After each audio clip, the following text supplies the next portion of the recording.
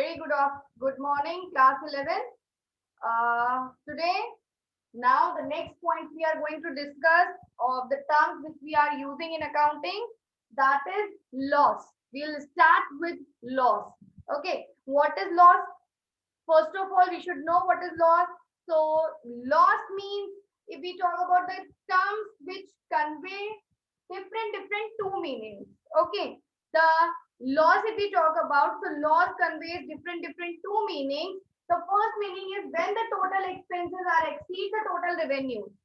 Total revenue से जब expenses ज्यादा होते हैं, ठीक है, when the total expenses exceeds the total revenue, that is called, the amount will be called expenses. ठीक है, अब इसके दो डिफरेंट टर्म्स जो है वो कौन कौन से हैं? तो दो डिफरेंट जो टर्म्स है उसमें पहला टर्म आपका है कि if suppose if revenue is 2 lakh, right, and expenses are 2,40,000, then what will be loss? Then loss will be of 40,000. हमारा क्योंकि रेवेन्यू 2 लाख का है और उसमें एक्सपेंसेस हमारे कितने हैं? 2,40,000 के हैं, तो 40,000 क्या हो रहा है? एक्सीड हो रहा है, रेवेन्यू से एक्सीड हो रहा है, एक्सपेंसेस हो रहा है. तो इस कंडीशन में क्या होगा? जो 40,000 होगा वो लॉस होगा.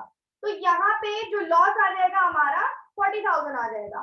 और इसका सेकंड पॉइंट अगर देखें तो it refers to some activity against, बहुत सारी चीजें हो जाती हैं, जैसे मान लीजिए लॉस हो गया, मान लीजिए आग लग गई, या फिर सामान चोरी हो गया, या एक्सीडेंट हो गया, उसमें चीजें खराब हो गई. ठीक है, तो वो एक अलग हो गया, वो भी लॉस ही होता है, राइट? होता है या नहीं होता है? So the term loss conveys two different meanings. First, it conveys the result of the business for a period when total expenses are exceeds the total revenue. जो total revenue generate हुआ है उससे ज्यादा हमारे total expenses होंगे, तो that is the condition of loss. ठीक है, और the next fact अगर हम बात करें तो it refers to the fact or activity against which firm receives the benefit, no benefit, जिससे फर्म को बेनिफिट नहीं होता है. जैसे हमारा लॉस हो गया, फायर से हो गया, थेफ्ट हो गया, या एक्सीडेंट हो गया, उससे हमारा जो सामान का नुकसान हुआ, that is also termed as loss. Okay, so it may be that it can be say that whereas losses, the theft of an assets is a loss, but it is depreciation will be called an expenses. Expenses क्या है, expenditures क्या है, difference अभी हम we will coming to know on these points that what are the expenses, what are the expenditures. ठीक है, so loss के बारे में अभी अगर हम बात करें तो loss is what the term, it conveys two different meanings. What it conveys the total expenses when the condition when the total expenses exceeds the total revenue, that is the condition of loss. And when the it refers to some activity against which firm receives no benefit, like loss by fire, theft and accident, right? And losses are different from expenses. कैसे? अब expenses की बारी आई तो expenses क्या होता है, जैसे कि हम पहले भी जान चुके हैं कि the cost incurred in producing goods and selling their goods. जो भी कॉस्ट आती है किसी जो गुड्स को प्रोड्यूस करने में और प्रोड्यूस करने के बाद उसको सेल करने में, जो भी कॉस्ट आती है that will be called expenses, right? आई बात समझ में? जो भी सामान, मान लीजिए आपने प्रोडक्शन किया, कोई चीज आपने किसी चीज का प्रोडक्शन किया, ठीक है, अब उसको उस सामान को गोडाउन तक पहुंचाने में या शोरूम तक पहुंचाने में या जहां पे सेल होनी है वहां तक पहुंचाने में और जो खर्चे होंगे, ठीक है, मान लो उसको सेल तक करने के लिए आपने उसके ऊपर कई खर्चे किए, जैसे सामान को गोडाउन तक पहुंचाया तो उसका रेट फ्रेट लगा, कैरेज लगा, ठीक है, तो वो सारी चीजें भी उसमें इंक्लूड हो जाएंगी. ठीक है, so expenses is what the cost incurred in producing and selling the goods.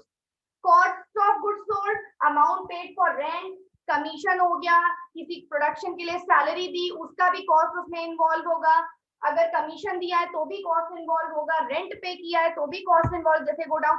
तो वो सारी चीजें जो गुड्स को प्रोड्यूस करने और गुड्स को सेल करने में जो सारे खर्चे किए जाते हैं, that will be termed as expenses. Okay, that can be the cost of goods sold, and that can be amount paid for rent, for commission, for salary, for advertisement also. ठीक है, so expenses is what? Expenses is the cost which is incurred in producing and selling the goods and services. Clear? Is it clear? Yes, ma'am. Okay. Yes, ma'am.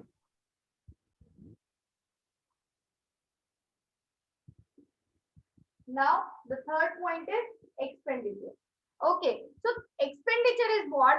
As per any disbursement of cash or transfer of property or incurring a liability for the purpose of acquiring the fixed assets, या फिर goods or या फिर services, that is called expenditures, right? So any disbursement of cash or transfer of property, or you can say incurring a liability to acquiring the fixed assets for the purpose of acquiring the fixed assets, that are called expenditure. ठीक है, उसमें क्या होता है? It means that any type of payment for the receipts of a benefit, किसी भी तरह का पेमेंट किस चीज के लिए? किसी बेनिफिट को रिसीव करने के लिए किसी भी तरह का पेमेंट किया जाएगा तो दैट इज कॉल्ड एक्सपेंडिचर. ठीक है, ये दो टाइप के होते हैं. First is capital expenditure,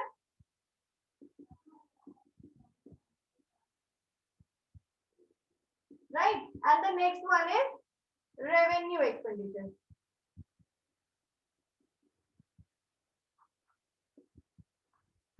Right? So expenditure first. What is expenditures? Any disbursement of cash or transfer of property or any and incurring a liability for the purpose of acquiring the fixed assets, right? Or goods and services, that is called expenditure. It means that any type of expense or any type of payment if we are doing for acquiring benefit को receive करने के लिए अगर हम किसी तरह का payment कर रहे हैं, any type of payment for the receipt of a benefit, it is termed as expenditure. Okay, it is of two types, that capital expenditure and revenue expenditures.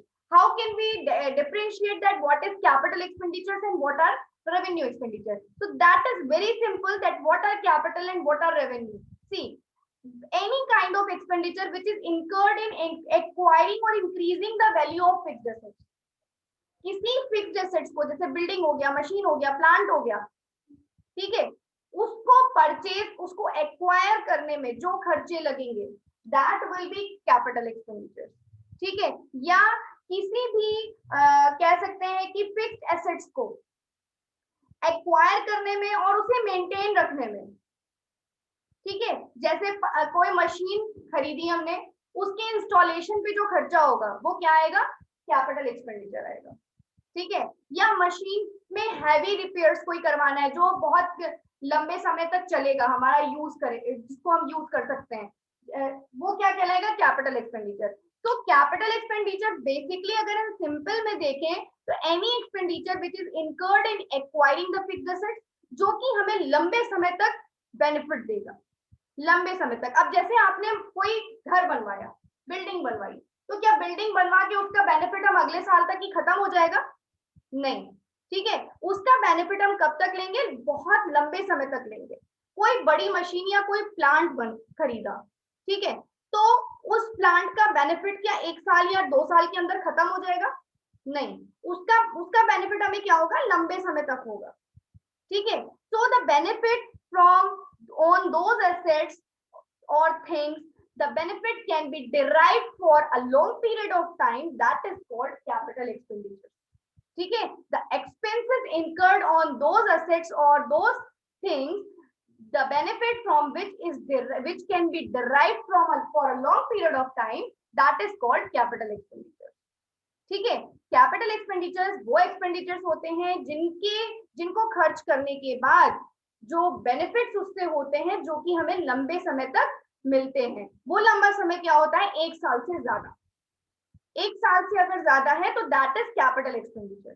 जैसे मान लीजिए आपने इसमें डिफरेंस भी है, अभी मैं जब अब रेवेन्यू समझाऊंगी तो मैं डिफरेंशिएट करना बताऊंगी कि कैसे डिफरेंशिएट करेंगे, क्योंकि the detailing chapter is another chapter, that is a single chapter, means the capital and revenue expenditures और income, that is a single chapter in your syllabus, so this is a part of that only. So any expenditure which is incurred in acquiring the fixed assets or increasing the value of fixed assets is termed as capital expenditure. जैसे purchase किया हमने कोई building या plant या furniture, उसके erection में जो पैसा लगा वो कैपिटल एक्सपेंडिचर है। क्यों? क्योंकि इसका बेनिफिट हम बहुत लंबे समय तक उठाएंगे। ठीक है, अब अगर हम रेवेन्यू एक्सपेंडिचर्स की बात करें तो any expenditure the full benefit of which is received during an accounting period, सिर्फ एक अकाउंटिंग पीरियड में ही उसका बेनिफिट हम उठा सकते हैं। ठीक है, एक साल के अंदर जिसकी मैंने बात की, ठीक है, एक साल के अंदर जिसका बेनिफिट हम उठा सकते हैं, that will be termed as revenue expenditure, right? So the benefit can be derived or you can say received for more than 1 year, that are termed as capital expenditure. Okay, and if we talk about the revenue expenditures, the full benefit of which is received during one accounting period. The benefit can be received during an accounting period. वो accounting period क्या होता है? That accounting period is 1 year. Okay, on that will be more than 1 year, right? So अब अगर हम बात करें कैसे हम डिफरेंशिएट करेंगे, as such all the revenue expenditures are debited in trading and profit and loss account as we have learned in class 10. Such expenditure does not result in the increasing or earning the capacity. वो maintain करने के लिए होते हैं, उसको उससे उन expenses से किसी भी उसकी अर्निंग कैपेसिटी को इंक्रीज नहीं किया जा सकता है।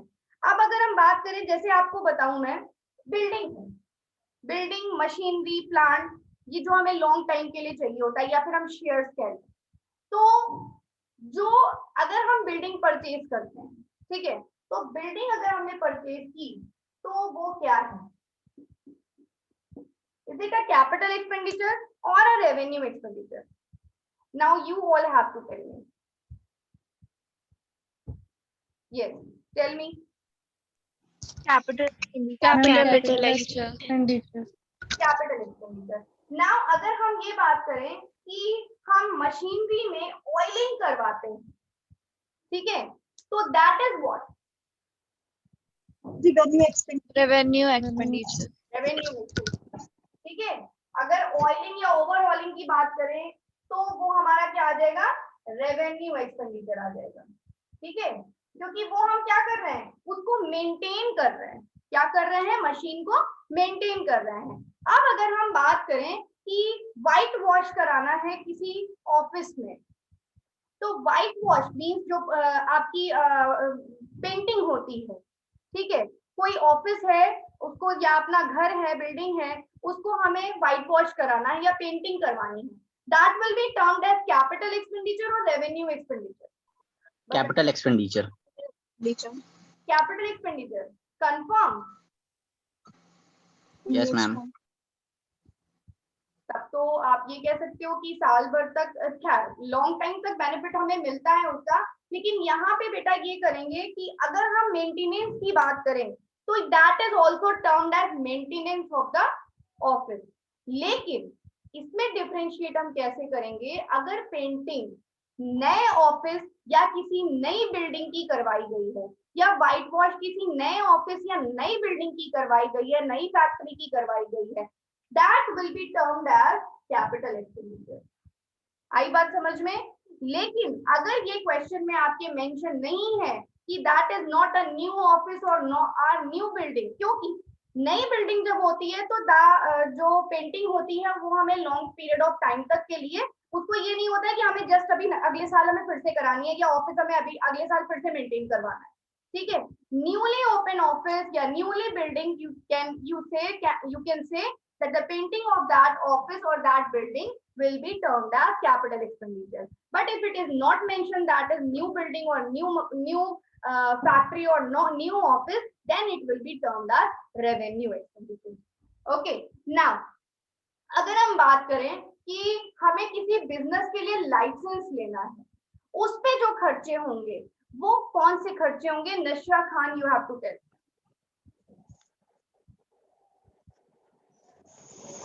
Ma'am, please repeat the question again.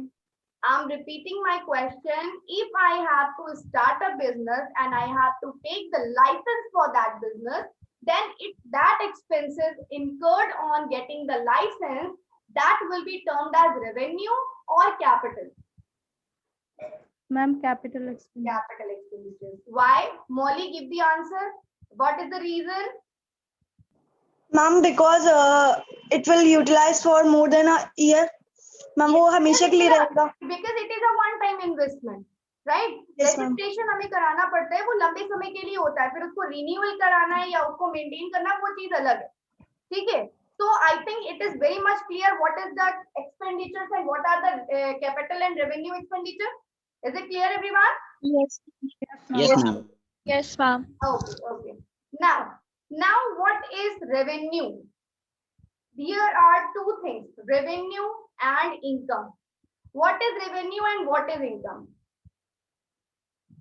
Revenue means, अभी एक एग्जांपल देंगे, आप लोग दोनों चीजें समझ जाएंगे। Now we are talking about revenue. So revenue in accounting means the income of a recurring nature for any source. Revenue means जो रिकरिंग मीन्स बेटा हमेशा याद रखना, आपके बार बार आपके पास ये पॉइंट आएगा इन 11th also and in 12th also. तो recurring means which is regular in the nature, okay, जो कि बार बार हो, रिकरिंग, राइट। तो revenue means revenue in according, so in accounting if we talk about, so revenue in accounting means the income of a recurring nature from any source. जैसे sale of goods हो गया, sale of and services provided to the customers. It includes all the receipts of rent, commission, dividend, interest, all the things. So any income which is recurring in nature, that will be termed as revenue. अभी हम उस पे भी आते हैं। Any income which is recurring in nature will term as revenue. Okay. Now, अब बात करें जैसे रिसिप्ट हो गया, कमीशन हो गया या डिविडेंड हो गया, इंटरेस्ट हो गया, ये समय हमें मिलते हैं।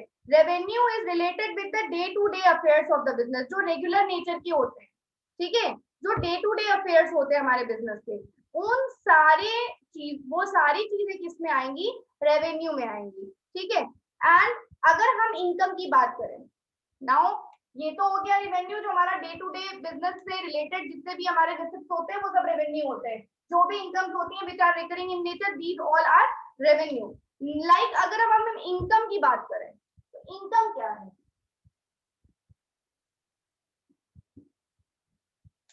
Income is different from revenue.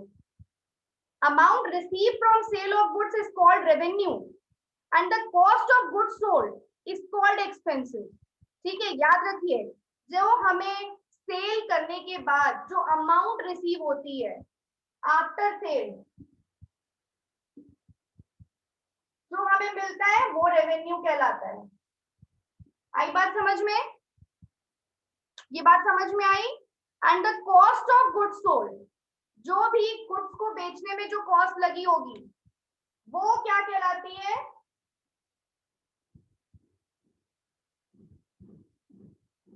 Expense. Very good, that is expenses. And अब बात आती है what is income. So the surplus are revenue over expenses is called income. Surplus means जो excess होता है, ठीक है, जो excess होता है. जैसे आपका मान लीजिए गुड्स है 4 लाख रुपीस का, 4 लाख रुपीस का गुड्स है, ठीक, goods is costing 4 lakh rupees, right, and it is sold for 5 lakh. It is sold for 5 lakh, ठीक है. तो रेवेन्यू हमारा क्या है ये बताइए पहले. 1 लाख. नो नो मेरा बच्चा, यहीं पे आप यहीं पे मैम 1 मिनट. हाँ मैम साइड हो जाइए थोड़ा सा, 1 मिनट. दिख नहीं रहा बोर्ड. 4 लाख रुपीस का गुड्स था, that is sold of 5 lakh rupees. तो मैम 5 लाख रेवेन्यू होगा. 5 लाख रेवेन्यू होगा. Yes very good. 5 lakh will be revenue. 5 ma'am lakh 4 lakh expense होगा. Cost of goods. 5 lakh will be revenue, then it will be deducted of cost of goods sold, that is 4 lakh. So 5 lakh में से जब हम 4 lakh minus करेंगे तो हमारा क्या आएगा? 1 lakh income. 1 lakh, and that 1 lakh will be termed as income. Clear? Ma'am but आपने तो कहा था 4 lakhs के गुड हैं. तो 4 lakh good costing है ना बेटा? 4 lakh Cost of goods. costing, cost of goods sold. And ma'am 4 4 lakh lakh का बेच दिया तो मैम 5 lakhs आपने सोल्ड किए रेवेन्यू. यस, जो भी चीज हाँ. हमें बेचने के बाद जो पैसा मिलेगा that is termed as revenue, और एक्सपेंसेस को डिडक्ट करने के बाद जो उसके ऊपर एक्सेस होगा दैट विल बी इनकम. आगे बात समझ में? Income. Yes, is it clear now? Yes ma'am. Okay, so hopefully this things are very much clear that what are the expenditures, what are capital expenditure, revenue expenditure, revenue, income. Clear? The next point is, I think Yes, ma'am. 2 minutes are left. Then okay, drawings I can explain. What is drawing? Drawing means children, जो भी चीज आप business में से अपने personal use के लिए जो भी अमाउंट निकालते हो, any cash or value of goods withdrawn by the owner for their personal purpose, for their personal use, any private payment made out of the business, that is called drawing. Suppose आप कोई business run कर रहे हो और आपको अपने घर का इनकम टैक्स भरना है, या अपने घर की बिजली का बिल भरना है, इलेक्ट्रिसिटी चार्ज भरना है, ठीक है. आपने क्या किया, अपने बिजनेस के उसमें पैसों में से आपने अपने घर का खर्चा कर दिया, ठीक है. आपने अपनी उसमें से कैपिटल में से पैसा निकाल के आपने अपने पर्सनल यूज उसको पर्सनली यूज कर लिया, घर का इलेक्ट्रिसिटी चार्ज कर दिया, या अपना कोई पर्सनल एक्सपेंसेस कर लिया. तो वो जो पर्सनल एक्सपेंसेस होगा that will be termed as drawing. Okay, any cash और value of goods withdrawn from the business, withdrawn by the owner for their private use or personal purpose, that will be called as drawing. Okay, this you will also, ये जितने भी बेटा terms हैं ये आप लोग बार बार अपने अकाउंटिंग में यूज करोगे और अकाउंटिंग में सुनोगे. तो ये चीजें याद कर लीजिए. What is revenue, what is drawing, what is income, what is capital expenditure, what are revenue expenditure. इसीलिए ये फर्स्ट चैप्टर है. क्यों? ताकि आप ये सारे टर्म्स बहुत अच्छे से समझ जाओ, ठीक है. तो इन टर्म्स को समझने के बाद जब आप नेक्स्ट चैप्टर पढ़ोगे उसमें ये सारे टर्म्स यूज होंगे, तो आपको पता रहेगा कि कौन सी चीज कहाँ पे किस मींस कह सकते किस पर्पस से यूज की जा रही है. Clear? Is it clear everyone? Yes, ma'am. Yes ma'am. Yes, No ma'am. problem? No, ma'am. Okay, thank you so much. Ma'am,